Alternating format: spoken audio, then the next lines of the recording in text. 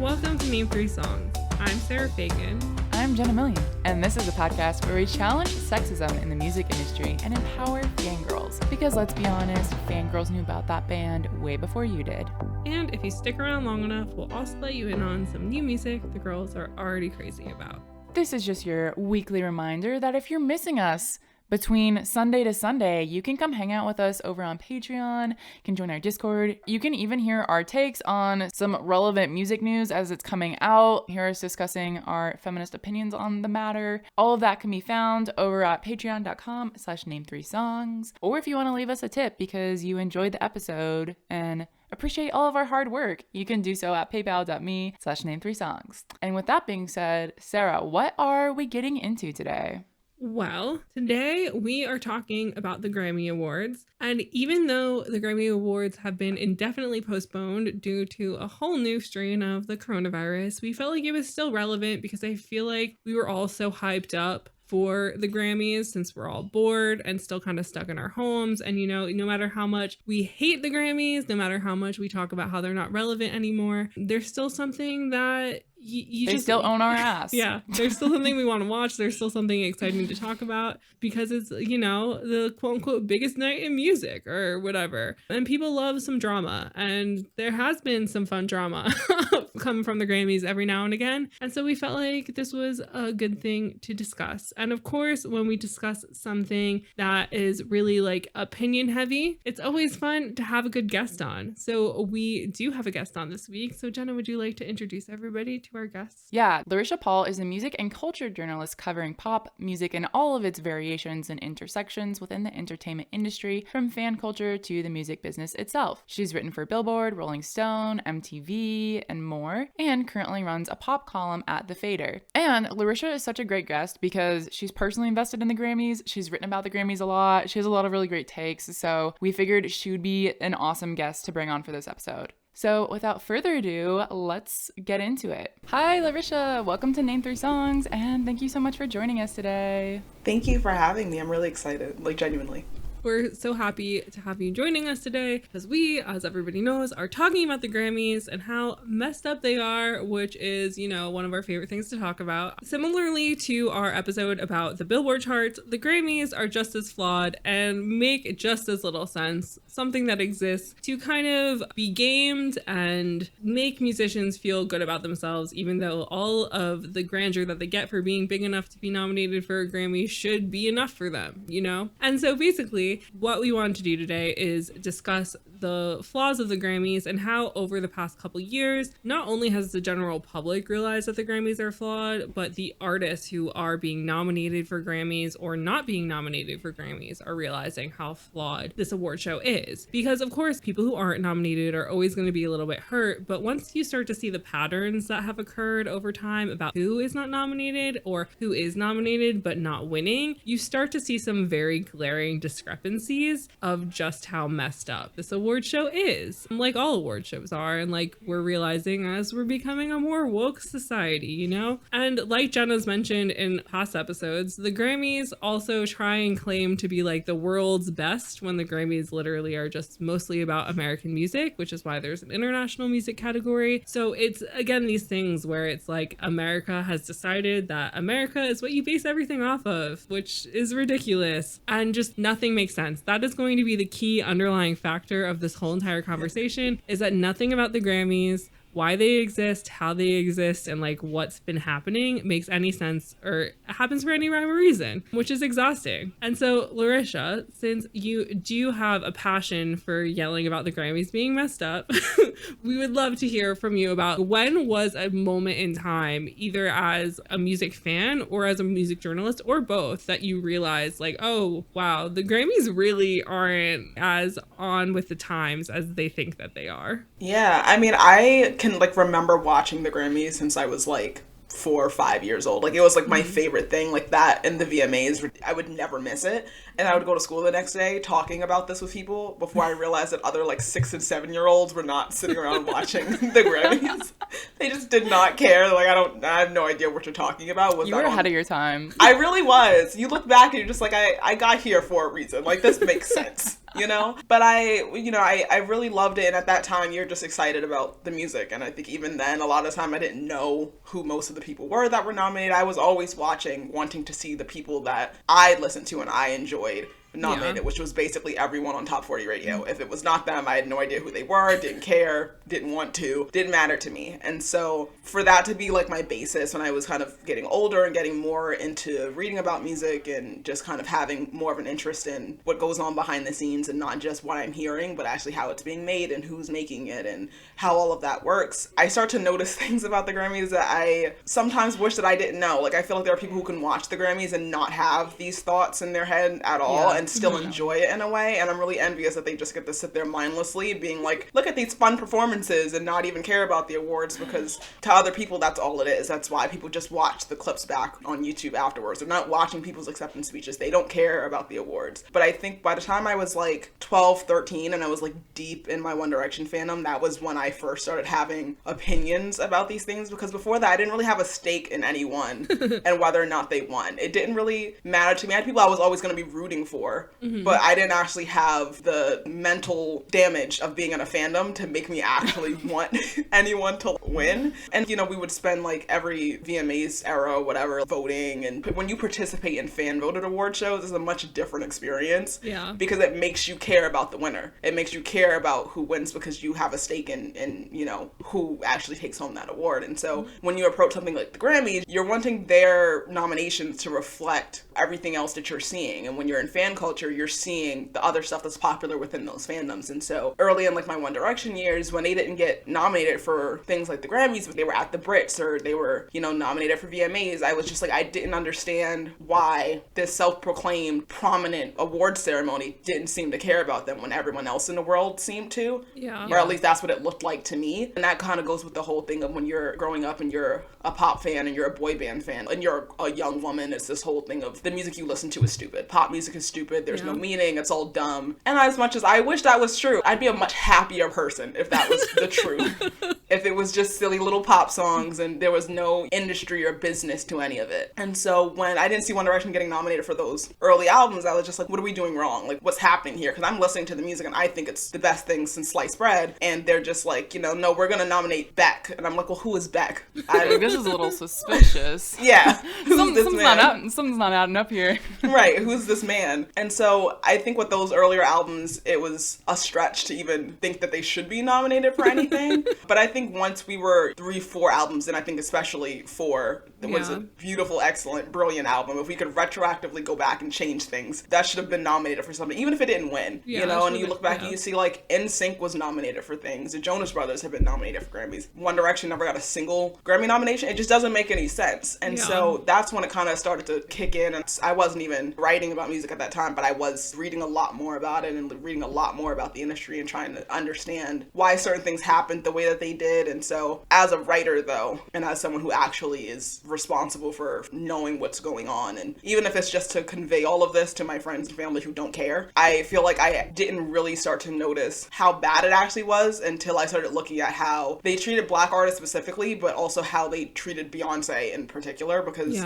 she is the closest thing that we're gonna get to a Michael Jackson, I think, to this North Star of a performer, of an artist, of a songwriter, someone who on all fronts is completely dedicated to the business of their music and what it sounds like, what it looks like, how people receive it when it comes out, you know, and being this innovator in a way that she sets the trend for so many artists in a way that she's never given credit for, directing her own music videos and, you know, creating these visual films to go along with this music. It's not just she's going into the studio, recording songs that someone else wrote for her and going home. You know what I mean? Like, she is so much invested in what her music looks and sounds like. And then to see that not appreciated by the Grammys, which is supposed to platform and elevate and celebrate the best in music or the most influential, game-changing music, but to then see them not praising the most influential and game-changing artist doesn't make any sense to me, because there's just no one else even close to being on her level. And I know a lot of people I see, you know, there's like always viral tweets about her and there's someone under it being like, I just don't get it. And it's just like, well,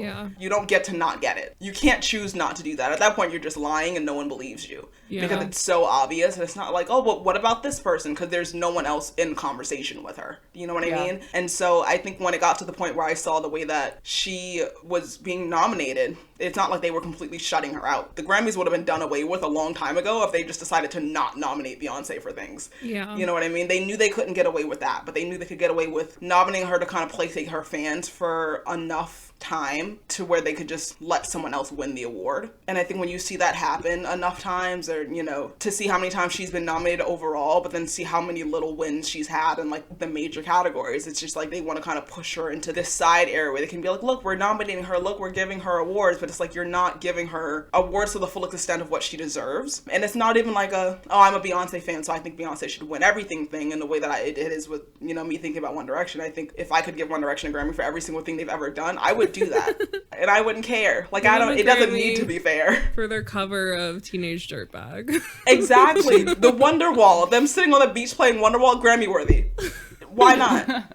Why not? But like with Beyonce, it's just like, that's not even a fandom thing. That's that I have ears and I have eyes and I can see that what she's doing is better than what anyone else is even attempting to do. And most of the time they're attempting to do things because she's already done things that were just so far out of what anyone thought was within reach for musicians to do. And so to see them just not properly respecting that and not properly praising that, it makes you question who it's for. Yeah. Mm-hmm. Yeah. On that note, a lot of what we're going to talk about today comes back to two things. One is it's really just awarding what is trendy at the moment. And number two, the other option is it's awarding what old white men want. And that's it. Well, it's not even like what's trendy. It's like what people who think that they care about music claim is good music. And that's why you see those things where it was like Bon Iver and these random people winning these awards, who aren't random, but they're just like very music snob options for things. And it's never really about what's genuinely popular or what's genuinely getting music fans or music listeners excited, or even music journalists excited, you know? It's more so about what is cool or what makes them feel powerful to some degree. Because I mean, this is the thing, is it's like, I know that people are gonna come and be like, oh, well, Beyonce's won 28 Grammys, she's a woman who's won the most amount of Grammys, blah blah. And it's like, okay, yeah, but they're still doing things because they're like, okay, we can either give the award to Beyonce or give the award to this other black person, but only one of them can win one of these awards in the top 4 categories this year. Let's see how loud Beyonce's fans are being right now, because that's what it is. Like, it's all about politicking, it's all about these things. And unfortunately, the Grammys, especially the people who vote for who gets Grammys, it skews very white, it skews very old, and they're not like in touch with what the public is interested in, or even what, as I said, like journalists are interested in. But on top of that, because of that, there is so much sexism and racism and even sexual misconduct going on behind the scenes in the world of the Grammys that there's no hope for anybody. Yeah, I mean, that about sums it up, I think. It's just,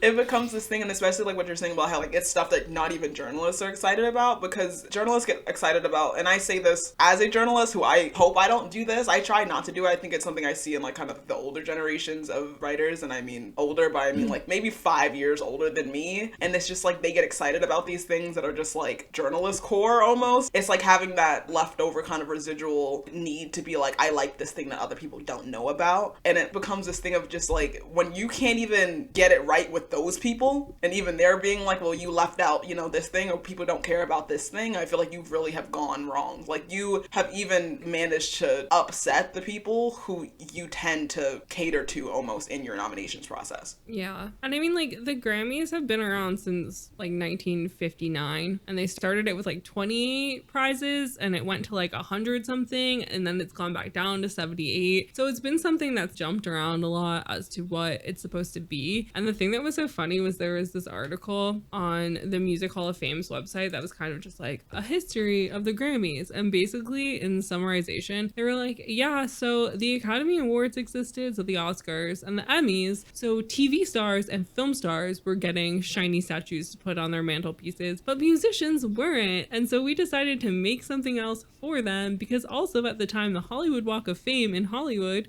was really popular, and so people just wanted to give celebrities more reason to feel like they're the center of the universe. So they invented the Grammys to honor musicians, and it says as a way to honor, quote, the music industry's most talented composers, songwriters, and musicians. And I feel like it's interesting that the Hall of Fame site did this in this order, because I feel like composers and songwriters are never given the same recognition. It's always like the quote unquote pretty face of the project, rather than the people behind the scenes who are doing things, when really without them we would have nothing. So again, a bunch of nonsense.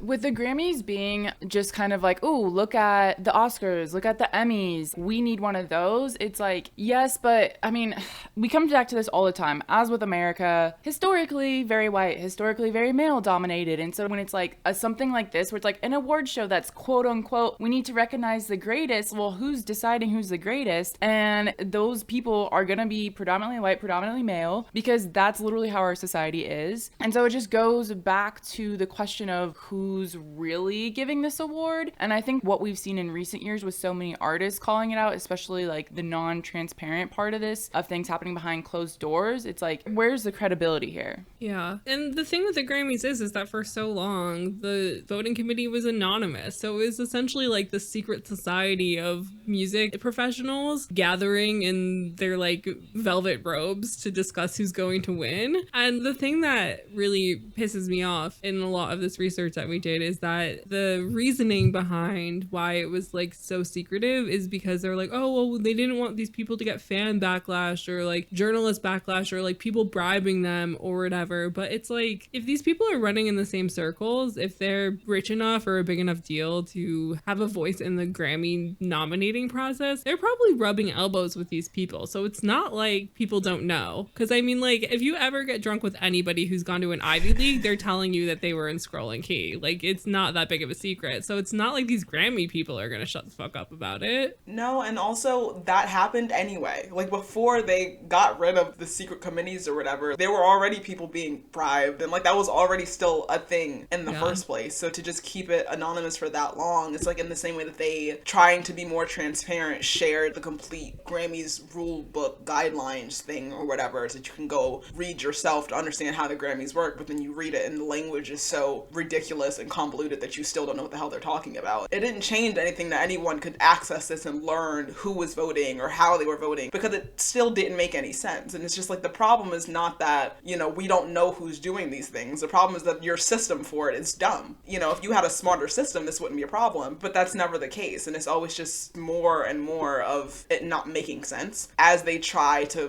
provide clarity or as they provide access to the previously unknown secrets. It's just like, your secrets are still stupid. Like, this just doesn't make any sense. So as of 2021, so basically after the last Grammys, they started saying that they're going to reconfigure how the nomination and voting process works. And so we have kind of a good summary here from the BBC, in which they detail that the organizers of the Grammys have scrapped their anonymous voting committees following allegations of rigging, favoritism, and racism. And the Recording Academy said that its voting members, which run into the thousands, would instead select next year's nominations and winners. So I think with that, they're trying to get rid of the secret committees, which you have the voting, but then the secret committees could really decide whether or not they wanted to agree with that and who they wanted to award it to at the end of the day. So it was like, what was the point of the voting if the secret committees had all of the control? Yeah, and I love in this article how they're also saying that the Grammys also informed everybody that more than 90% of its members were going to be going through, quote, a requalification process to ensure that the voting body is, quote, actively engaged in music creation,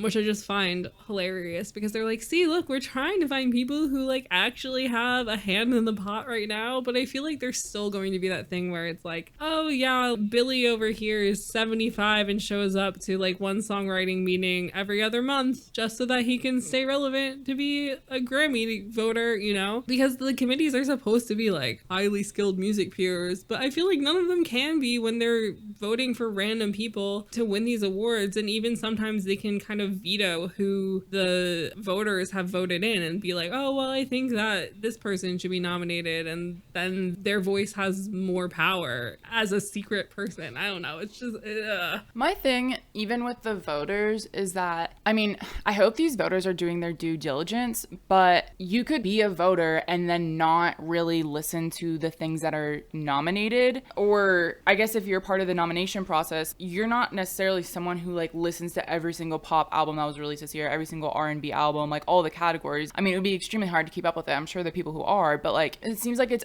easier to nominate XYZ because like it's top of mind versus like what was actually good. And that's kind of like my issue with it. Yeah, and I think it tends to like look that way even when you're looking at the nominations that come out every year. I think about the nominations that came out the end of 2020 for the 2021 ceremony, and the rap category I will never forget, because I'm not even someone who regularly keeps up with every rap release, and that's because a lot of them are like pushing 2 hours long, and that's just asking a lot of me. But I try to stay in the loop, and even, you know, looking at those nominations from that year, I was just like, they could not have gotten this more wrong. There's no possible way. And it's the thing of like, maybe it shouldn't just be everyone who's popular, but you know everyone who's not only popular but also acclaimed, and those things don't always, you know, overlap in the way that they do, in the way that they should for, you know, this type of conversation. When you're looking at a rap category, you're just looking at all of these things that you just know didn't move the needle in any way, shape, or form, that are suddenly being just kind of thrown together. And like, obviously the Grammys always are going to have issues with genre categories, because, you know, we're living in a world where genre is increasingly less necessary. No one really cares. I think this is electro pop, or, you know, when like Spotify Rap comes out and it gives you those genres and you're like, I don't know what the hell that is. Like,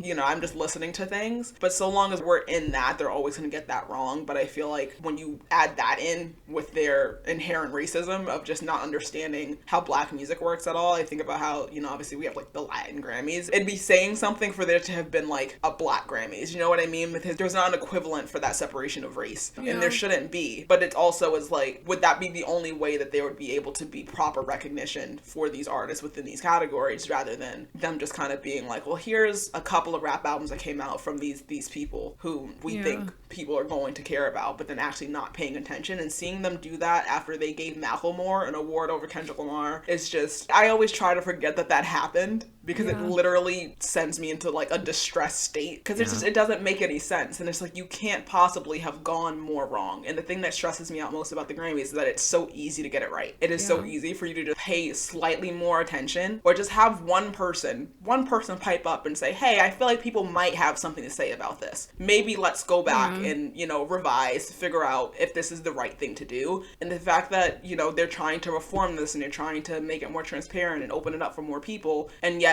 none of these people are the ones to stand up and say, this isn't the right way to go about this. What about this thing? And the fact that the people who are still in the decision-making seats are the ones who are going to keep making the wrong decisions. They're never going to be able to move forward in any meaningful way, because they're fixing all the things that aren't broken, almost, instead of the things that are very glaringly, like, sparks are flying out of it and it's smoking. And they're just like, no, that's fine. That's okay. And the thing with that also is, and like the common occurrence that you see of the Grammys is, rather than make a statement or admit to anything or try and actually fix things, they'll kind of overcompensate the next year. So it's kind of that thing where like you're putting wallpaper on top of wallpaper. So it's like Macklemore beat out Kendrick Lamar, everybody was up in arms, and then the next year Chance the Rapper wins like 4 Grammys. And then the year after that, they're like, oh, we're gonna nominate only 2 women in the whole Grammys. And then everybody's like real mad about that. And then that followed up with them only basically nominating women in like the rock category, except for like 1 male group who wound up winning anyway. But they're like, the point that matters is that we nominated them. And so it's that thing where they overcompensate to try and make people forget that the ugly thing is underneath it. But by overcompensating and like not even doing it well, people still are like, oh, what the fuck? And so I think it's one of those things where it's like the Grammys Grammys, essentially since they started, have been snubbing people, have been nominating people that are really talented and relevant and not giving them awards, such as like Jimi Hendrix or the Beach Boys, even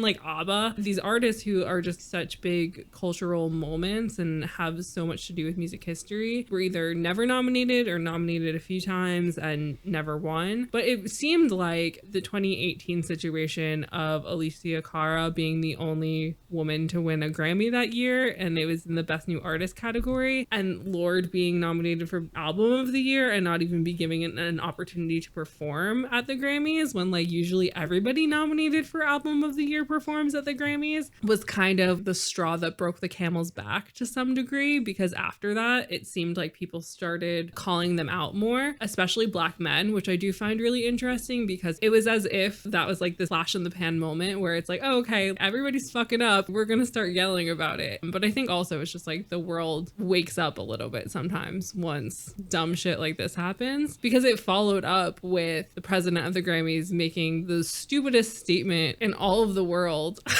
about women in music, which kind of sequentially led to him leaving his role. So Jenna, do you want to get into this a little bit? Yeah, so after this awards ceremony happens with Alessia Cara being the only female to win a Grammy, the president, Neil Portnow, was asked about this in Variety, and he said it has to begin with women who have the creativity in their heads and their souls, who want to be musicians, who want to be engineers, producers, who want to be part of the industry on the executive level. They need to step up because I think they would be welcome. I don't have personal experience of those kinds of brick walls that you have to face, but I think it's upon us as an industry to make the welcome mat very obvious, breeding opportunities for all people who want to be creative and paying it forward and creating that next generation of artists. So the latter half of the quote was decent, but the only thing people remembered was women need to step up because they're not doing enough. And basically the outrage was like, every woman will say, we're already fucking doing this. It's that there are multiple gatekeepers across the industry who are all not giving women opportunities. Like, this is why we have the statistics from the Annenberg Institute that say only 2% of producers and engineers, popular songs are women. Like, really, really bad statistics, is because everyone across the industry has a role to play in this. And I think he kind of got there. It was one of those things where he was like walking towards the point and then just kind of like took a U-turn and missed it. But that women need to step up comment literally made headlines. Like, probably every female artist ever spoke out being like, no, we're here, you're not giving us opportunities. It was also, I think, that following year when Dua Lipa won, I forget what award she won for, but when she, in her acceptance speech, she quoted him and said, you know, since women need to step up or something like that. And it was just really funny because 2018, that whole situation really shot the Grammys in the foot in like a really horrible way for them and a really funny way for everyone else, because they're never going to get out from under that specific year. It just seems like everything has just been downhill since there for them in a way that it looks like they're trying to do better, but only because that year kind of forced them into the spotlight of having to, because there was already a whole conversation about the Grammys before that statement was even made, because that was a backlash to the actual award show, and that's separate from the backlash from the nominations, and then that was also separate from the backlash. That was the year that they brought the Grammys back to New York, and was at Madison Square Garden that year. But I was like elated to see Alessia win. Like, I was so happy for her. I think she's so talented. I thought it was really well deserved. And in those backlash, she had to post an apology for winning that award because people were so mad at her for winning. And she's just like, you know, I'm not gonna take this moment away from myself. And, you know, it was the same year we had Kesha perform Praying. And I remember that being such a moving moment. And then, you know, last year and this year, nominating Dr. Luke for award after you welcomed her to your stage, and now you're just gonna also give her abuser the opportunity to win one of these awards that you know what I mean? It just becomes this thing of like, it doesn't work like that. But that was a year that the Grammys came back to New York, and it was a whole thing because talking about how much it cost to bring the Grammys back to New York. And that ended up being like a whole thing with our horrible mayor or whoever. I don't care anymore. Anyone who has anything to do with any of this, bad at their job, get them out of here. Like, there's no one in this state doing anything right. And so these issues just kind of pile on top of each other. And then in 2019 at that ceremony, they just, you know, it was Neil Portnow's like last award show. He wanted to go out with a bang. There were women in every single performance that night that did not need to be there. And it was just like, it wasn't necessary. Why do we have Miley Cyrus and Shawn Mendes performing together? Who asked for that? I didn't even know they knew each other. There's no reason for this to be happening. And it was just kind of like a here kind of thing. Like, you asked for this, and then like you said before, like just overcompensating in a way that doesn't make any sense. It's just like you don't need all of these super group performances of people you just kind of invited to get on a stage together so you can say, look how many women we had. But it's just like, that's not what anyone was asking for. Same thing like you mentioned with like, you know, them giving Chance the Rapper all these like nominations and awards. It's like no one cares about whether or not Chance the Rapper is winning awards. His fans don't even like him anymore. And it's like, you know, I think it was also 2019 when This Is America won Record and Song of the Year. It's just like that song was something that a lot of white people were excited about because they thought they were supposed to be. They felt like, you know, I get this. I get the point of this. Like, this is Black art that I understand. Yeah. But that was the whole point of it. And even then, they're just like, oh, I got it. No, you didn't. you were so close to getting it, and you didn't get it. And I think also that same year was when Drake won and gave that speech where he was like saying the Grammys didn't matter and they cut his mic. I would respect the Grammys so much more if they stopped acting like they cared when they don't. I actually do have this Drake quote here, and I think it's worth reading. So in 2019, his hit God's Plan won for Best Rap Song, and this was his speech. I want to take this opportunity while I'm up here just to talk about all the kids that are watching this aspiring to do music. All my peers that make music from their heart, that do things pure and tell the truth. I want to let you know that we're playing in an opinion-based sport, not a factual-based sport. So it's not the NBA where at the end of the year, you're holding a trophy because you made the right decisions or won the right games. And then he continues on to saying, like, this is a business where sometimes it's up to a bunch of people who might not understand what a mixed race kid from Canada has to say, or a fly Spanish girl from New York, or anybody else, or a brother from Houston, right there, my brother Travis Scott. But my point is that you've already won if you have the people singing your songs word for word, if you're here in your hometown. Look, if there's people who have regular jobs who are coming out in the rain, the snow, spending their hard-earned money to buy tickets and come to your shows, you don't need this right here. I promise you, you already won. And this is such a great message, and for like a lot of artists who get the nomination but don't get the win, I just remember like when BTS was nominated for Dynamite, and then of course they aired their category ahead of time so they knew they lost, but then they performed at the very, very, very, very end of the show to like capture those viewers. That's just another situation where it was so painfully obvious they were just doing that for the viewers. But I actually came across this Drake quote because among BTS fans, among ARMY, when they talk about the Grammys, they always reference this of it matters more that you have fans coming to your shows. And like the fact that Drake took the time to say this on TV to literally discredit the Grammys on TV. Number one, it makes sense that they cut him off, but also number two, I just think it's funny that if artists are like really saying stuff like this and really like this is kind of a joke, deny the award. Like why don't we have some artists like literally denying awards? Like he also won for Hotline Bling for like Best Rap Song, and he went up there and he was like, this isn't even a rap song. And then we have Adele going up there winning, was it Album of the Year? And she was like, this should have gone to Beyonce. It's like, deny the award. No one's stopping you. Like I want to see some of that happening. Oh yeah, that would be my dream, just because there's so much. Even like going back to the Macklemore Kendrick Lamar thing, there was like the whole thing of him posting that screenshot of him texting Kendrick. First of all, if you ever have to post a screenshot of you sending someone something, that is very embarrassing. Like don't do that. Don't do that. Because it just felt like, look at what I did. You know what I mean? But at the same time, that trophy is still sitting in your home. You know what I mean? Not someone else's. And so it was like the whole thing of him being like, bro, you deserve this. And, you know, Adele did it with Beyonce. Billie did it with Ariana. And it just becomes a thing of like, get off the stage, walk over to them, and hand them the award. Like, if that's what you want to do, you know, rather than just saying, oh, I think you deserve this more, because everyone more than likely agrees with you. But, you know, just to say that isn't really doing much. You know, Tyler, the Creator, has also spoken out about the Grammys because he had one, I believe, for Igor in urban category, you know? Yeah, it was in 2020 he won, and it was in the urban category, and he was just like, what the fuck is the urban? He said it was a more politically correct way to call people the N-word. Like, and it was just like, yeah, that's generally, you know, what that term is used for. And so they've changed it, and now it's progressive R&B or alternative, whatever it is. You know what I mean? And it's just terminology, but not actually fixing what the problem is. You know what I mean? And I think that that's another way that the Grammys are very similar to like the Billboard chart history in that way. And, you know, just kind of changing the way that you say things doesn't change what they stand for or what they mean or why they're there in the first place. And I think, you know, as we have more artists coming and saying, you know, this isn't right or this isn't okay, and, you know, once fans start getting involved, and I remember the whole conversation with ARMY Online was another thing where it's just like, I'm 98% on your side, because then that other 2% was just them kind of being like,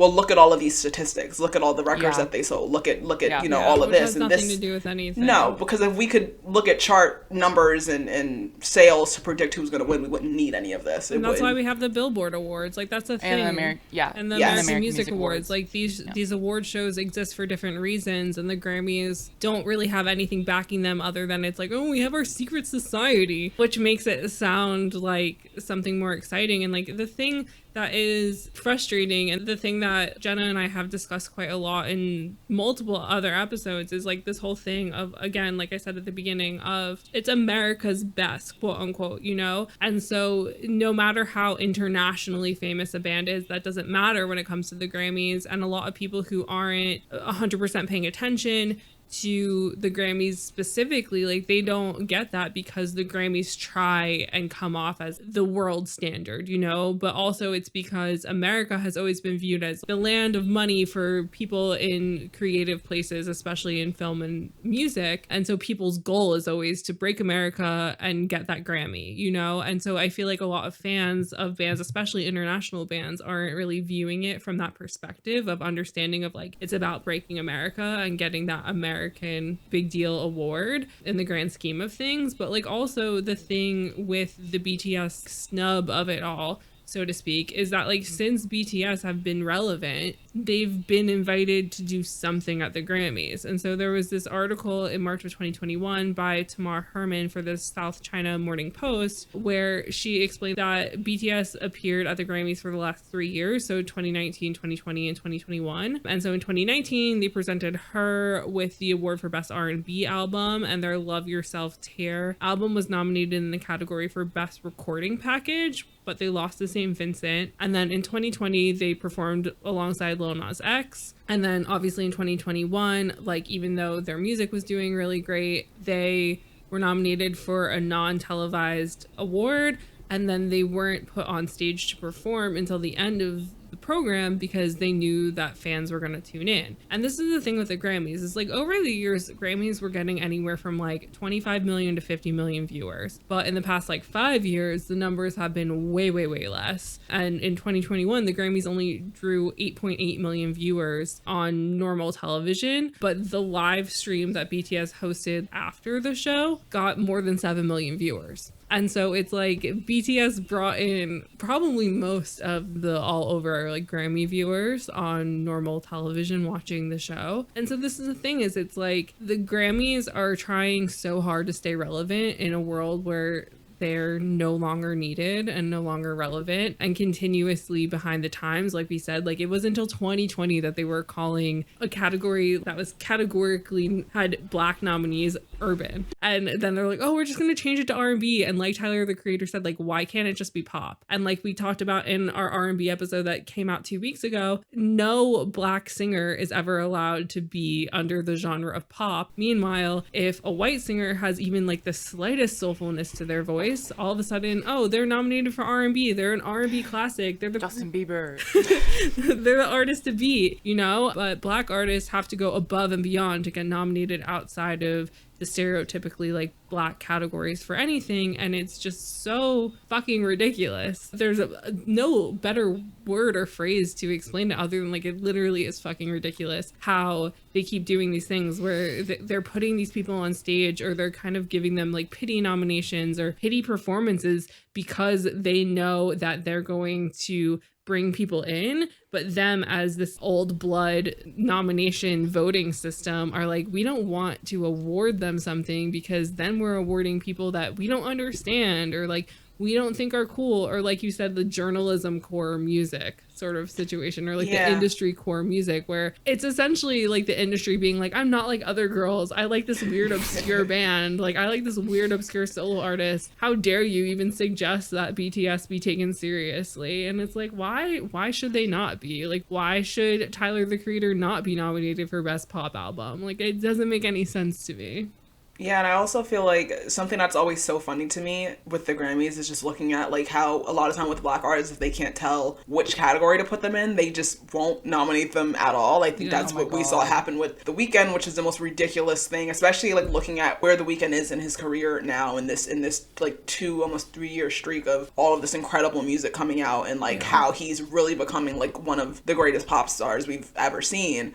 And, you know, having After Hours be snubbed in the way that it was, Blinding Lights being one of the biggest songs to ever exist and being snubbed the way that it was, because they didn't know what to do with him, because he is a pop star. He didn't start off as a pop star. He's a pop star now. You know what I mean? And so they didn't know what to do with him, so they didn't nominate him. But then I think about someone like Post Malone, who they also never know what to do with. They don't know if Post Malone's supposed to be in pop. They don't know if he's supposed to be in the quote-unquote black categories, because he does that type of music, but he does it in a pop way. So they don't know where to put him, so they just put him in the major categories and then don't nominate him in any genre categories. And it's just like, you know, for you to put a white artist in the highest level and tier of these awards because you don't know where else to put him. I think they do the same thing with Ed Sheeran. They couldn't fit him into the pop categories this year for whatever reason. They had room for Brandi Carlile, but not Ed Sheeran. And so they put him in Song of the Year for Bad Habits of all things. Like, I remember when the conversation used to be that Ed Sheeran used to get snubbed by the Grammys because his songwriting used to be really good. His music used to be really good. And then something got horribly derailed. And, you know, now they're just like, oh, we're going to put him in the biggest possible category he could be nominated in because we can't not nominate Ed Sheeran. You know what I mean? And so to see them do that with him and see them do that with Post Malone, and then when it comes to like the black artists who actually deserve all of the awards, all of the praise, you're just like, oh, we don't know where to put him. We're just going to leave him out. And it's always just going to be a thing where it's just like, there was just no reason for that. And I think especially now that there was the whole thing of them expanding the categories this year from 8 nominees to 10 nominees, which in 2018 they expanded from 5 nominees to 8 nominees. And now we're at 10, and they still just can't seem to configure the right combination of people. You have 10 slots now. You started with so many less than this, and you're still just like doing everything wrong. It feels like they're gonna start giving runner-ups. Like, here's the 3 best runner-ups and then the 1 winner. Like, that's literally what they're about to do because they have so many nominees. How can you not? The Music Olympics now. That's literally what they do at K-pop award shows. I think it might make more sense at this point. Because my thing is, like you're saying, like the viewership is dropping every single year. Most of the time, I feel like a lot of the people who actually bother to watch the Grammys are other journalists, other people working in the industry, people who have a stake in this, who care about this, who have to come up with something to write about it, who, you know, have to turn it into something else, who drag out the conversation for 3 to 4 days. Doesn't normally ever run more than that. I feel like after that 4th day, no one on my timeline is even thinking about the Grammys, and the nominations come out, and it's like the whole thing over again. For like a few months we care about it, and then it's over. We leave it alone. You might as well just go and have fun with it. You know what I mean? Like, you might as well just scrap whatever reputation or whatever you feel like you have to uphold or stay consistent to, because clearly no one cares. Clearly you don't care. You know what I mean? At that point, you can really just kind of overturn the whole thing and do whatever you want with it. And it's not going to be traditional anymore, but the whole problem is that the Grammys is maybe a little too traditional and not trying to be progressive, but still stuck in its ways. If you're trying to be progressive, you just actually need to commit to it and actually, you know, because I feel like they're always trying to find a middle ground. You know, what's going to make the fans happy and the critics happy and the Recording Academy members happy. And there's not one person who can do all of that. And I was thinking about that a lot when they expanded the nominations this year, because the New York Times came out with their report, like literally like the day or 2 after nominations came out, where they found out that the last 2 people who got tacked on, the 9th and 10th slot, were Taylor Swift and Kanye West for Album of the Year. And so it's just like, why are those the 2 people you felt like you could not, under any circumstance, possibly leave out? And I had just written about the Grammys for The Fader, and what I was saying was that they're constantly trying to find this middle ground of how do we make everyone happy. And then, lo and behold, 2 days later, the New York Times are just like, they're trying to make everyone happy. And I'm like, see, I said this. God. Why are you booing me? I'm right. Like, I said this. It's like that weird thing where they're like, oh, like, we have to nominate so-and-so, or they're gonna pitch a fucking fit, like Kanye, where it's like, that guy fucking went crazy. Like, no offense, I know he's mentally unwell, but like, you know, like, he still like went and like rented out a whole fucking stadium and was like, oh, I'm gonna hole up here and make this album, and he's working with multiple sexual deviants and doing all this horribly fucked up shit. And it's like, why are we celebrating this man? Oh, because he's gonna go on a tirade if you don't nominate him for a Grammy just because he got the album out in the nick of time for it to be accepted as a nominee. Like, it's just fucking ridiculous.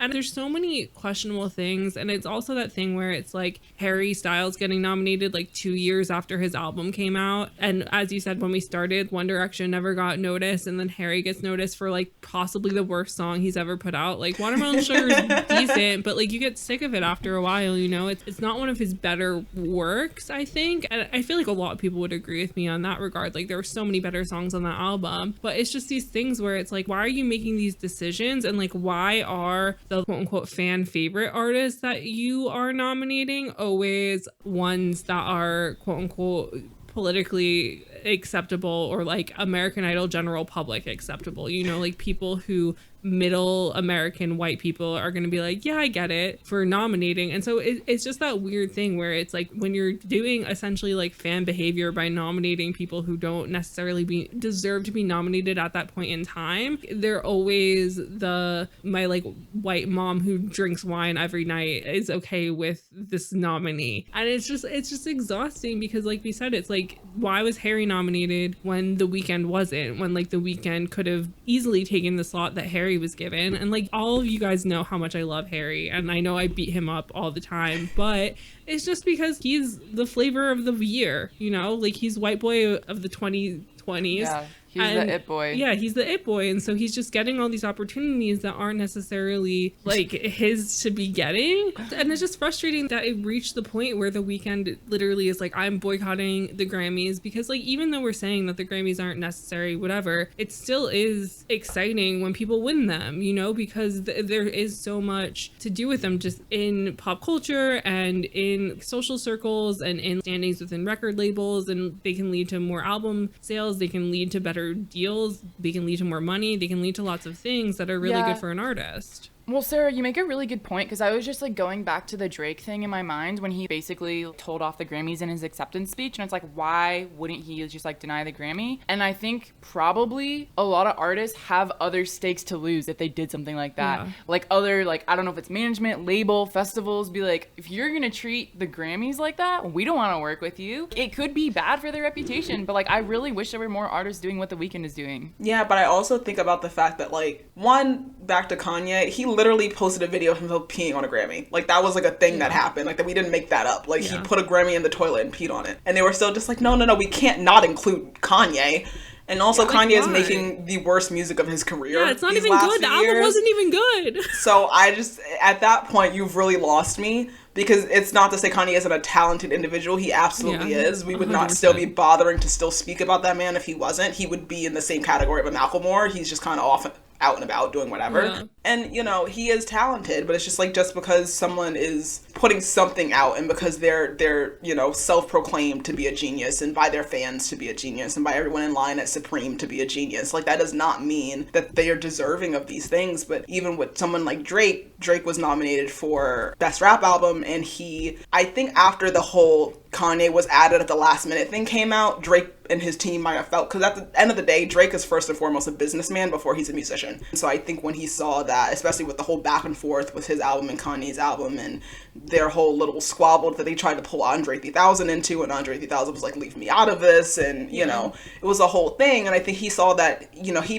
felt like he should have been added to Album of the Year or whatever the case may be. And he told them, you know what, as a matter of fact, I don't want your nomination. And so rejecting a nomination is something that I read that I forget, I think maybe the New York Times reported or Rolling Stone reported it, but it's something that has only really been done in like non-televised categories to make actual statements, but then not having that impact because it is a non-televised category. And so it's like, nobody cares about that.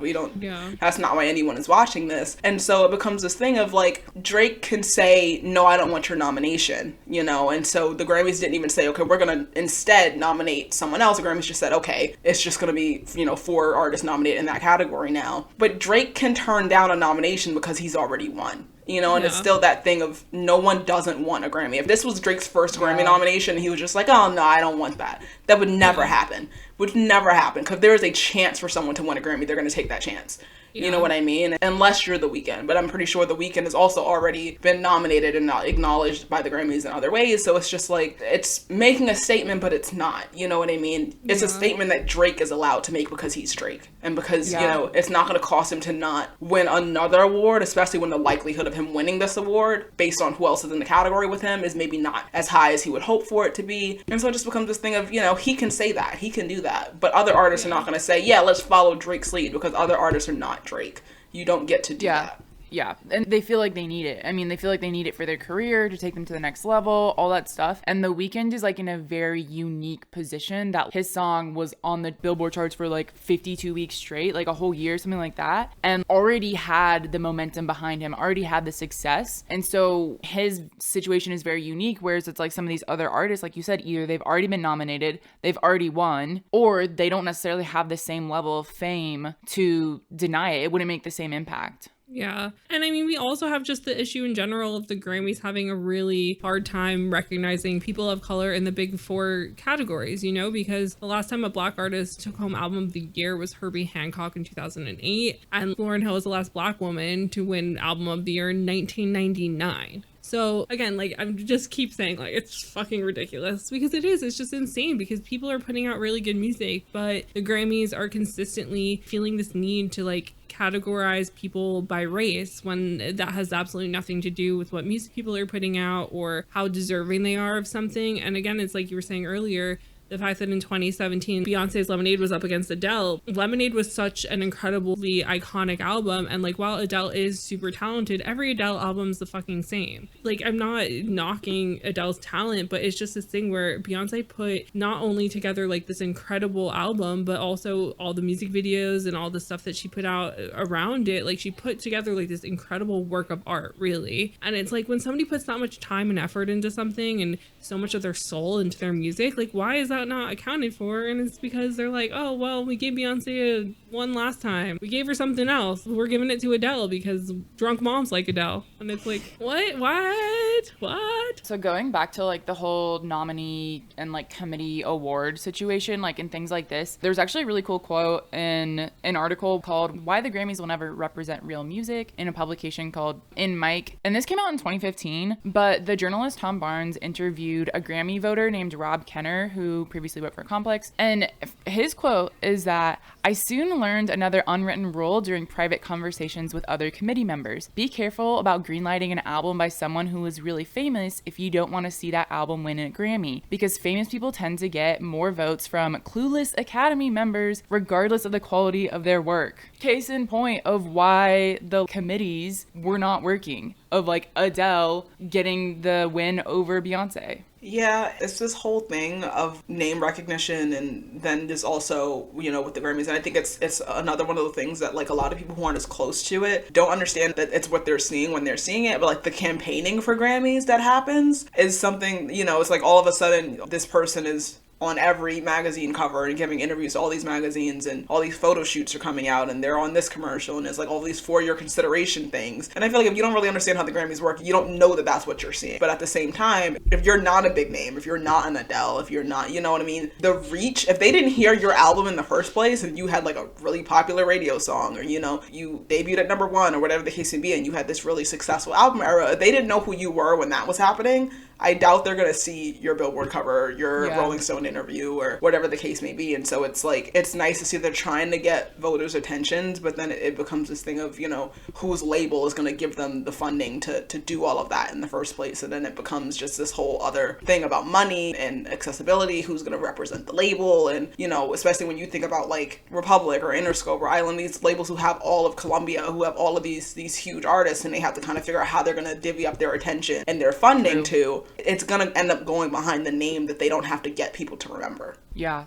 Damn, you made some points. The thing also that's just like hit a nerve with was, again, back to Harry Styles, was I remember leading up to the 2021 Grammys, and like Harry Styles TikTok was like a huge fucking thing going on in like 2020, that all these fans were like pitching a fucking fit because Harry's Grammy for your consideration promo package that he was sending people was like better than any of the merch that they had sold for Fine Line, which like isn't hard to do, but they were all like, why are they getting this amazing package? Like, why can't we buy this? Like, why are they getting this? And so it's again like that thing where I don't think his team is smart enough to have like created that wave on purpose purpose. But it's just that thing where it's like, again, the Grammys are seeing Harry Styles and Grammys trending at the same time, and I feel like that also probably played a bit into why he won, because again, it's always that backlash of, oh, last year no like fandom faves won, so like this year we gotta give some fandom faves a win, or whatever the case is, you know. And it's also just that thing where when somebody just sweeps every category, and it's like, wow, that's exciting for them, that's so fucking boring for people watching and just annoying. Because I mean, like, I feel like the only case where somebody won every single one of them where it was kind of exciting and cool was with Casey Musgraves, because she was so kind of put to the side and ignored by the Country Institute of like country radio in Nashville, and just like what she was doing being so anti-country because country music is so conservative, right wing in a lot of ways, even though that's not where its roots came from. But I mean, like, that year Billie Eilish won all those awards, number one, she didn't even seem like, after the first one, it seemed like she was like sick of it, but she wasn't making any comments. She was kind of like making fun of it. And I know that she was like an awkward teen, whatever, but like that was the first time where I was like properly put off by her, because I was like, you either acknowledge that this is fucked up, or you stop being a little brat on stage and being like rolling your eyes and making jokes with your brother about the fact that you just swept every category when there were countless other more deserving artists in most of these categories. Like, either make a fucking statement or don't. You can't just be up on stage and like making a fool out of yourself in the ways that she was. And I feel like that's what's so frustrating, is the thing that we keep coming back to is when in years past so many women weren't nominated. In that UC Annenberg study, it showed that between 2013 and 2018 alone, only 9.3% of nominees for Record of the Year, Album of the Year, Song of the Year, Best New Artist, and Producer of the Year were women. So when only 9.3% of nominees in like these big categories are women, and then a very talented teenage girl wins all these things, it's just so frustrating when all these Black artists are getting snubbed and ignored and just not celebrated, for somebody to go and win everything in like the big four categories and just be like laughing with your brother on stage, when it's like, okay, if you think the Grammys are a joke, say the Grammys are a joke, just do it, you're a teen, you can change everything. And so that's just like these things where it's like, even when artists seem to be like frustrated with it, or like people are like, why is this person winning every single thing when so many other deserving people are nominated, it's just like frustrating to watch somebody win and speak on winning in like the way that she did. I remember watching that and being so excited that she kept winning, because after a certain point I was just like, this is ridiculous, and I recognized that it was ridiculous, but I got excited because it was ridiculous. Like the fact that she literally went up there and won everything, because it was just like, one, I think she is so incredibly talented. For her debut year to have looked like that was really insane. But also, like, you look at, you know, winning for Bad Guy was the only big single off of that album, and not even one of the best songs on that album. Like, there's, you know, she is so much more talented than the music that she gets recognition for. And I think that'll always be, you know, unfortunate. I was excited when she won. Did she win for Everything I Wanted? And I was really excited about that. And she won for that, I think, in 2021. And that was exciting because that is genuinely one of her better songs, and it's not even attached to an album, which is like a whole other thing. Her getting all those nominations on an off year was just like, you know, she's one of their new darlings, and the fact that they're able to put her into that place after she sat there with her brother being like, this is ridiculous. And I think, you know, she understood that that didn't make any sense for her to be winning all of those awards. And, you know, not that she didn't deserve them, because I, you know, will always back up teenage girls who are genuinely talented and moving the needle. And, you know, because it's so easy for young women to get in our heads that we don't deserve something because there's someone else who deserves it more. And so I'm always going to be on her side of, you know, if y'all want to give her awards. Same with like Olivia this year. I don't want Olivia to sweep everything again, but if it happened, I'm keeping my mouth shut. You're not going to hear a thing out of me. Not a single negative word. But I also think it sets up this thing where, like, even now, like, I've seen people saying, like, you know, with Olivia Rodrigo getting nominated for Sour and getting nominated for Driver's License and, you know, Best New Artist, they don't want a Billie 2.0 situation, because the other thing about that is that Olivia is always going to err more on the side of a Taylor Swift behavior than a Billie Eilish behavior. You know what I mean? So I think people recognize that it's almost like a more dangerous setup for Olivia to be in that situation than it is for Billie. And they're just kind of slot one of them out with the other. But I think the other thing with Billie is that the whole thing about her and Phineas, and like even this year I thought it was so funny, they had Phineas not like announce the Producer of the Year nominations and like didn't give him one. But I do think what that represents for young women win is just, it becomes this thing because like that was the whole thing afterwards. Everyone being like, oh, why did Billie this? Why did Billie that? And, you know, all of this stuff as if she chose to win them. And from watching it at home, you know, and I think she said this in an interview, and I forget where she might have said this, or if it was like a post-Grammys interview, she was thinking about the backlash she was going to get after the fact. You know, as much as she wants to be appreciated, you know, she has that Vanity Fair interview every year, and I think in the most recent one, she was just like, one of her biggest accomplishments is winning all of these Grammys, but she can't even be excited about it because there are people who are going to attack her and, you know, send her all of this hate because something she had no control over. And I think in that moment, she couldn't even be, and it's sad that she couldn't even be excited about winning all of these things because she's just like, oh my god, people on the internet are going to be so mad at me. And it's like, it's not even your fault. And also, it doesn't matter. Like, again, we stopped talking about these things, like, within days. Like, it's fine. Literally. You know what I mean? But, like, to not even be able to say, this is a really special moment and soak that in because your brain immediately goes to, oh no, like this is a horrible thing to happen. Yeah, because that's the thing is it's like at that point in time, I just was like, this is incredible that like a teenage girl is doing this. But it was like that thing where looking back on it, I was like, why was she kind of making a joke of it when she clearly was uncomfortable, which like, as you said, there was all this reason to be because as a teenage girl, you're going to get shit for winning and people being like, you don't deserve it. But yeah, like I was saying, it's like my annoyance with it was that she clearly was A, uncomfortable, and B, kind of being like, there are other people here that could have gotten this. Like, what are you doing? And that like it seemed as if she never really talked about that, even though she's made like brash statements about other things, where I was kind of just like, girl, just say something. Like, you're a teen, they won't get mad at you for it. Like, pitch a fit. Like, yeah, and it's not crazy. Like they're gonna stop nominating her either. Like, she's still going to be her. She's still going to get that recognition and all of these awards in the first place. Well, also, I mean, the 2021, she won Record of the Year for Everything I Wanted. She was up against Megan Thee Stallion. She went up there on stage and was like, oh my God, this should be for you. She did the same thing again. Like, I feel so bad. This should be for you. It's like, if that's how you really feel, deny it. Like, you already have like 7. I get so tired of that. Right, but then it goes back to that thing of when you are a teenage girl on stage at the Grammys and they're trying to give you one, you're not giving it to someone else. Like, it's just, as much as you would like to be that person who is like the bigger person and recognizes that you're amongst all of these people who are immensely talented and so deserving, but it becomes this thing of like, it's a privilege thing, you know? Like, she'll use it in other scenarios and other situations to speak out about things that she feels matter. And I think exactly what you're saying, like, she's spoken out about so many other things and not this. I think it's because she thinks this doesn't matter. Like, I think she has tried to convince her millions of followers to become vegan. I don't know how many times, babe, it's not happening. And so I think until you can convince her that this is something that actually means something, and I think especially for her first year, for having won all that stuff, any possible notion of her thinking that any of this makes sense because she was so unbelievable to her, that was just furthermore of a reason for her to be like, oh, this is nonsense. Like, this is not actually real. Because if it was, this would not have happened this way. If it was, Ariana would have won. If it was, Megan would have won. But it's just, it becomes this thing. It's one night for everyone to get all dressed up, you know what I mean, and go and mingle and whatever, and the after parties and the campaigning and like all of this stuff. But at the end of the day, it doesn't really, you know, you get the trophy or you don't.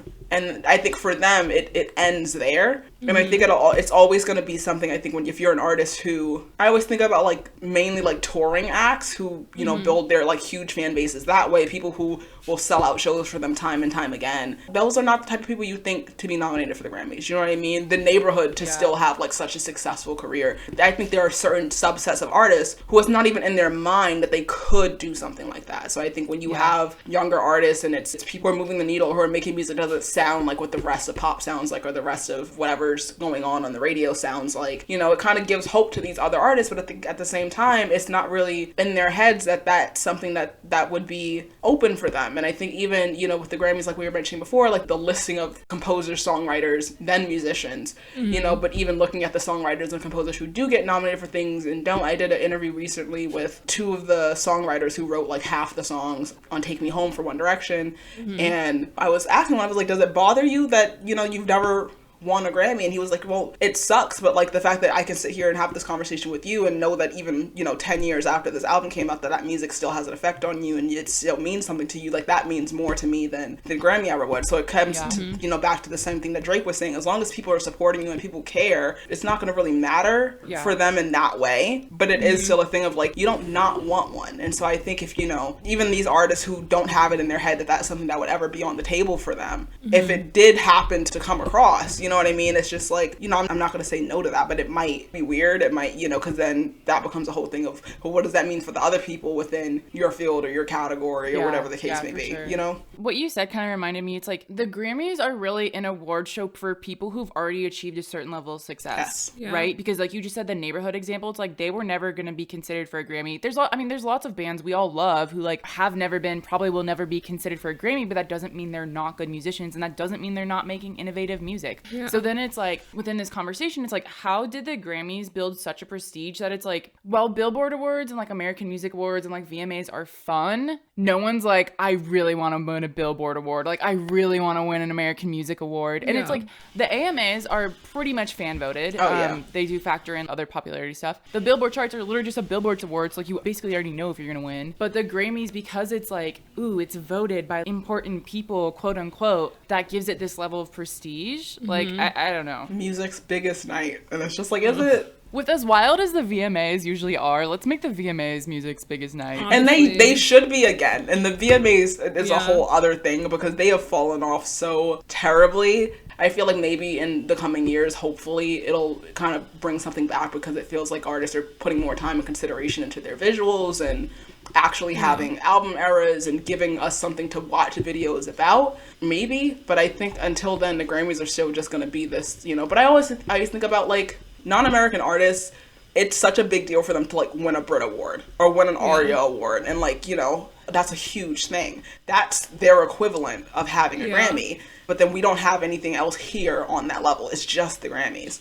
And so there's all these artists who have never won a Grammy but who have multiple Brit Awards, multiple ARIA Awards, and they're in Australia or in England, like they're still lauded as if they have won something equal to a Grammy. But then the conversations over here are just like, oh well, do you have a Grammy? And it's just like, doesn't matter. Like they have still, shown their prestige in these different ways, and they're working with producers who are getting nominated for a producer of the year at the Grammys, but their music's not being nominated. So it's just like, is that the same thing? But it's in the same breath, we don't have a songwriter of the year award. We're still, and I think even that leans into the gender inequality of it all, because a lot of these songwriters who are really killing it in pop are women. And so we have the men who are working on these songs and giving the sound of the song an award, but then we're not giving the actual writing an award. And then sometimes, like, I think Julia Michaels is a brilliant songwriter. She gave us Sorry by Justin Bieber, and for that I will be forever grateful.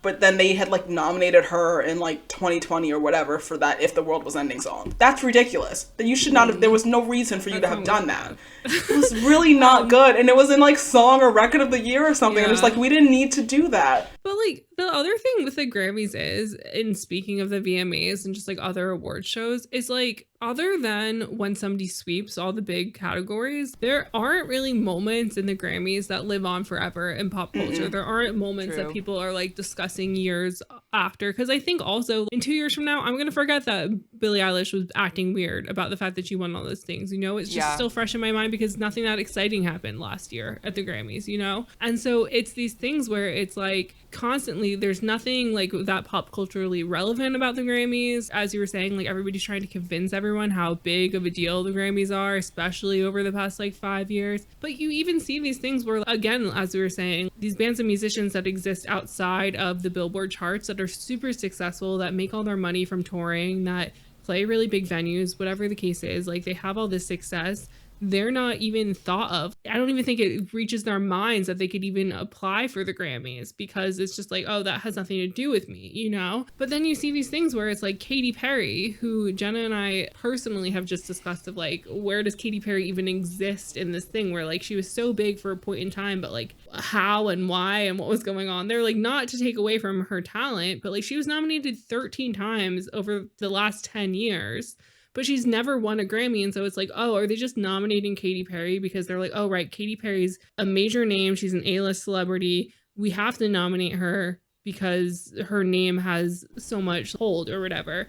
And then you even see how like Diana Ross, who's like a huge name, was nominated 12 times throughout her career, never won a single Grammy until she won the Lifetime Achievement Award until 2012. And so there's all these artists, and even Nicki Minaj from like 2010 to 2015 was nominated for 10 Grammys and never won. Like, she lost Best New Artist to Bon Iver, who like nobody knew who he was. Nobody knows who he is now. Still nobody knows who he is. I literally, my brain just went Twilight dude. Like that was the crash and burn of Bon Iver. And so it's just these things where it's like they're nominating people because they're at that level that they're supposed to be nominated, but they're nominating them only because of that, not for any other reason, because they know they're not going to give them the win. And so this is that thing that we're constantly seeing of people complaining about snubs where people aren't nominated at all, like The Weeknd, or people losing to other people who like their music isn't as big of a deal. Like in 1985, we saw both Prince and Bruce Springsteen lose Album of the Year to Lionel Richie, or we even saw Michael Jackson, where he was nominated for both Beat It and Billie Jean for Song of the Year in 1984, lose to The Police's Every Breath You Take. And it's like, oh my God. What I felt that in my soul. That hurt. And like in 1984, to be fair, Michael Jackson did take home 2 other Grammys, but it's still these situations where it's like people are being nominated for no reason, or people are losing awards when their music has more cultural relevance at the time and even now to those sorts of songs. And it's just constant things. And I mean, like in the 2000s, we had Maroon 5 beat out Kanye West for Best New Artist. We had Esperanza Spalding beat out Drake and Justin Bieber for Best New Artist in 2011. You had Mumford & Sons beat out Frank Ocean for Album of the Year in 2013. And just like all of these ridiculous things that make absolutely no sense. And it just continues to go to show just like how irrelevant the Grammys really are when it comes to pop culture in the grand scheme of things. Yeah, I think also Frank Ocean is one of the people that kind of fit into what we were saying earlier about how he's also just completely washed his hands of the Grammys. But again, he didn't do that until he had already won. And so it's still this thing of like, they're going to keep trying, you know, and they still show up. And I think, you know, we feel like certain people should win things. And I think it is a balance of, you know, there's never going to not be that personal preference in there of like, I want this person to win, and that should be reason enough for them to win an award. But then it's also like you're just looking at the actual quality of the work, who they worked on these projects with, and, you know, the actual lasting cultural impact of it, and not just looking at, oh, what's popular at the moment. And I think when they nominate people like Nicki Minaj, they nominate people like Katy Perry, I think part of the reason why they don't win is because the Grammys don't think that there's a lasting cultural impact from the music that they have. You know what I mean? They're going to discredit them and be like, oh, no one's going to care about this in a few years. But that's the music we still return and listen to, not these random people that you decided, you know, we're going to be important and change the course of music by making stuff that sounds like they could have written it on a guitar in their basement in 15 minutes. And it's just like, well, we're still talking about Katy Perry, though. We're still talking about Nicki Minaj, for better or worse. Like, you know, they're not in the same place that they were. And it's not like, you can't predict whether or not someone's going to have a continuous stream of success and of cultural impact. And, you know, nothing Katy Perry releases now is going to have that impact. She's like on stage dancing with frogs and bikinis, and there's a toilet, and, you know, whatever's happening is happening. But that does not erase the fact that literally everybody thinks that Teenage Dream is like a literal perfect 10 out of 10 pop album. Like, there's not... that still has so much impact on the pop music we're hearing now. Literally that part of it, the songwriters and the producers who have literally shaped the sound of pop music who have not been recognized by the Grammys, is just like, what exactly are you celebrating? Because it's not what you say it is. Because if it was, we wouldn't be sitting here asking why the literally biggest names in music who change and inspire future generations. And if you're going to look to anyone to predict what the rest of music is going to sound like, it is not these random white men. They're just like, here's a shiny gold trophy. Literally. And I mean, like, so with all this being said, like, for both of you guys, and Jenna, if you have any closing thoughts on this, but just obviously, as we've seen, like, the Grammys viewership has been declining. People are complaining. Artists are complaining. Is this something that we should just, like, let fizzle out? Or do we think that somebody needs to put a nail in that fucking coffin already and be like, hey, this is bad? Because I feel like there is need for something like the Grammys, but I feel like it's something that we kind of need to throw away and, like, start over from scratch. watch. That's my personal opinion on it, because it's already so flawed. There's already so much that has come out about it that's been flawed. There's been so much, like you were saying earlier, Larisha, about like when they told everybody like, oh, here's how the voting works,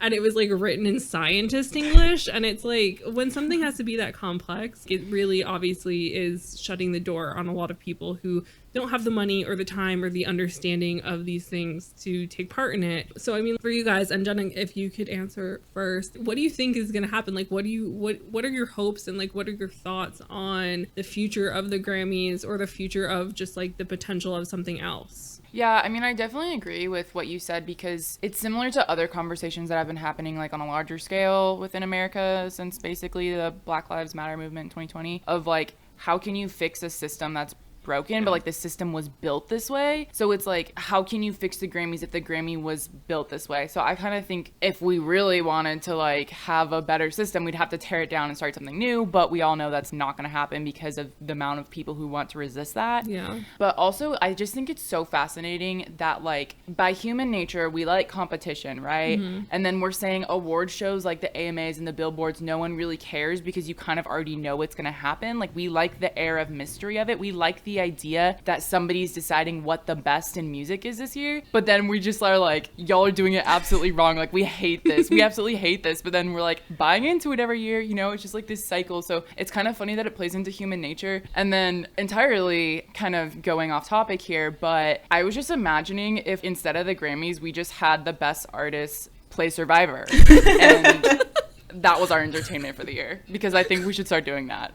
Jenna wants the Hunger Games. Yeah. But yeah, that's literally what it is. Like, not the killing part, just like I want to see them play Survivor. Music's biggest night, the Hunger Games at the Staples Center. Like, that would be such entertainment, such comedy, chef's kiss.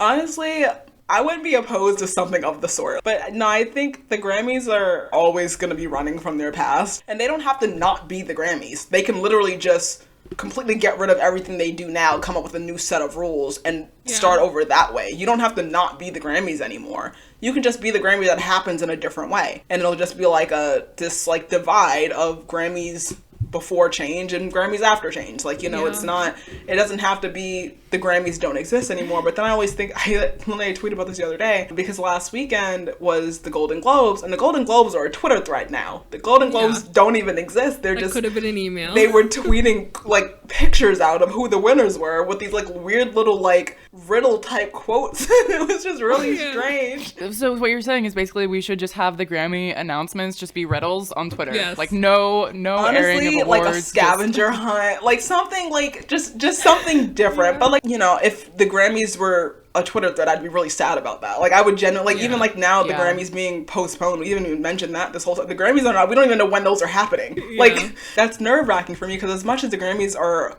a disaster, it is really giving train wreck you can't look away from, and it makes me excited, and I get sad It's also part of my personality. Right? No, literally.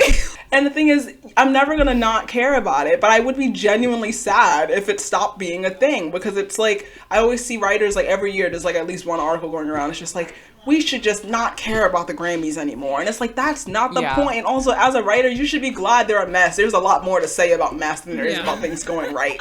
But it is a thing, people do care, and it's always fun to I love sitting and watching award shows with my mom, especially the Grammys. But I wonder if it'll ever get to the point where everyone's just like, okay, forget it. Because they've done so many questionable things. And, you know, there was the whole, you know, sexual misconduct thing. There's, all this other stuff going on. The type of people that they're nominating are horrible. And yet none of this seems to be enough for everyone to completely scrap it. It's in the same way that an artist is always going to want a Grammy, we're always going to want to watch the Grammys or have something to do with the Grammys, just because it has been ingrained in us that this is something we're supposed to care about. It's Music Business Night. It's important. It's the highest prestige in music. It's the best thing you could ever think of. And it's not, but we've been told over and over again that it is. And so I'm wondering what it is that's going to make everyone actually wake up and be like, actually, I'm done with this. And I think every year more and more people make that decision, but definitely not enough. You know what I mean? If we still have almost 9 million people sitting down, turning their TV on to watch this, and you know, it's always going to be that thing of people do care. Even if it's just so that they can be mad after. People also love to be mad about things. And that's also fine. And I respect that because I love hater culture. So I think after last year, because like last year was definitely a step forward, and like Megan Thee Stallion took home a lot of awards, and Beyonce like also set her new record. So like it definitely seemed like last year was an improvement. So I am excited to see what happens this year. Just hoping that like things continue to move forward. It's just this thing of the Grammys is always going to have like this shadow looming over them, and every year kind of sets the pace for the following year. And I think about like Lil Nas X having nominations from Montero, which are so deserved, but also he got nominated for like that first EP that he put out that was horrible. So it's like they couldn't not nominate him now. You know what I mean? It's just like this thing of they're not selective enough about who they nominate because they're trying to appease everyone, that it kind of sets the stage for them to be like, well, we did this before to please everyone, but now if we don't do that, people are going to be more mad than they would have been if we would have admitted them in the original year. And it's like, I just picture tangled yarn in my head when I think about the Grammys. Like, they just cannot get themselves out of whatever it is that they've contorted themselves into. And I think because the Grammys act like they don't want to be political, they don't want to be, you know what I mean, they don't want to be that award show. But then in ignoring that, they get pulled into these conversations they clearly don't want to be in. And it's not going to fix itself. And so them trying to do both and trying to please everyone, it just seems like it would be so much easier for them to figure out one goal or objective. Like you said, they never had like an actual reasoning for wanting to do this, aside from the fact that they felt like they were being left out. And they were just like, oh, that's not fair. You know, I'm on the playground, this person has a toy, I don't have a toy, I want a toy too. And now they have it, and they're just like, they don't exactly know what to do with it because they don't know what they're doing. And so I think if they kind of scrap everything, go back to the drawing board, what is it that you want this award show to represent? Because I don't think they know. And I think everyone has a different idea of what they think it is. But until they figure it out, it's not going to do anyone any good to just be like, I think they want this. And they don't know. They don't know what they want. Yeah, and at the end of the day, it's like, can't live with it, can't live without it. No. And I think that's like a great note to end on for today. So Larisha, I just wanted to give you a big thank you for coming on our podcast, sharing all of your wonderful knowledge and opinions. And if any of our listeners want to follow up, find you on Twitter, Instagram, or read more of your work, we're going to have all of your links in the description below.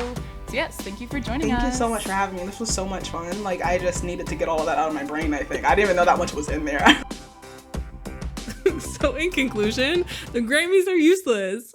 But we need them. We can't live without them. I don't know, Sarah. What's one of your biggest takeaways from today's episode? That unfortunately, we're probably gonna have to live with the Grammys for the rest of our lives. But hopefully, as they're becoming more transparent with things and as they're changing, we actually see proper change where maybe more relevant artists are nominated and even more relevant artists are winning. Because I think, again, it's just that thing where we're seeing like the quote unquote expected people win. And I would like to see more deserving people win, if that makes sense. Because I'm not saying that, like, obviously all these people are talented, but it's just, again, like that thing with Beyonce versus Adele. They're both talented, but of course Adele's going to win because Adele's more accepted by the American Idol general public. So I think it would just be nice to see the not general public acceptable person win all of the time. Yeah, I agree. But so with that being said, for you guys, since we love to continue the conversation with y'all over on our socials, what was your biggest takeaway from this other than the Grammys are pointless? Because they kind of unfortunately aren't, no matter how much we want to believe that they are. So we would love to hear your thoughts and feelings on that and what your takeaways from this discussion was. I feel like all of us had some really interesting points that we brought to the table that really got all of our brains really running to think about what else is going on.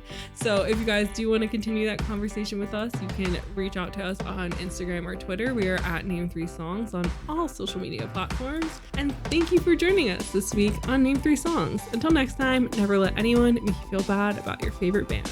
And remember, you're never too cool to make fun of the Grammys. Don't forget to subscribe to be notified when each episode comes out and leave us a 5-star review. They really help. If you want to find out more about anything we referenced in this episode, you can visit Name3Songs.com.